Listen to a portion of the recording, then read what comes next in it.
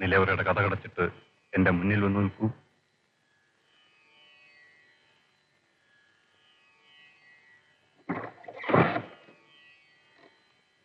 കിണ്ടിയെടുത്ത് ഇടത് കൈ വെള്ളയിലും ഭസ്മമെടുത്ത് വലത് കൈ വെള്ളയിലും വയ്ക്കൂ.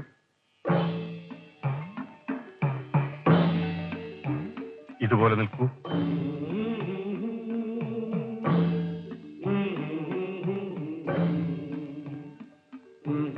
ഗരുഡസേവയ്ക്കുള്ള മൂലമന്ത്രമാണ് ആദ്യം ഞാൻ ഉപദേശിക്കാൻ പോകുന്നത്. ഗരുഡ പഞ്ചാക്ഷരി ചൊല്ലു. ക്ഷിപ ഓം സ്വാഹ. ക്ഷിപ ഓം ക്ഷിപ ഓം സ്വാഹ. ക്ഷിപ ഓം സ്വാഹ. ഓം നമഃ പക്ഷിരാജായ.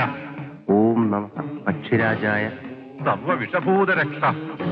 സർവവിഷഭൂതരക്ഷ. സർവവിഷഭൂതരക്ഷ. സർവവിഷഭൂതരക്ഷ.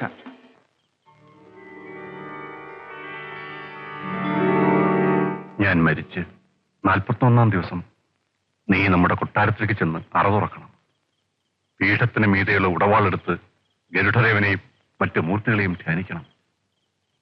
പീഠത്തിൽ നിന്നും താളിയോല ഗ്രന്ഥം കരുതലോടെ എടുക്കണം. ഗ്രന്ഥങ്ങളിൽ രഹസ്യ മന്ത്രങ്ങളുണ്ട്. ഗ്രന്ഥങ്ങൾ വീട്ടിൽ കൊണ്ടുവന്ന് പഠിച്ചു കഴിഞ്ഞ് തിരിച്ചുകൊണ്ടുവയ്ക്കണം. പിന്നീട് ഒരിക്കലും അറപ്പുര നീ തുറക്കാനേ പാടില്ല. നിന്റെ പിൻഗാമിക്ക് മാത്രമേ അതിനുള്ള അവകാശമുള്ളൂ. മനസ്സിലായോ? മരണം ആസന്നമായി എപ്പോ തോന്നുവോ അപ്പോൾ തന്നെ പിൻഗാമിയെ കണ്ടുപിടിച്ച് മന്ത്രോപദേശം കൊടുക്കണം. ഈ നിലവറയുടെ സൂക്ഷിപ്പുകാരനാണ് അഞ്ചുതല നാഗം. മാന്ത്രികന് മാത്രമേ അതിനെ കാണാൻ പറ്റൂ.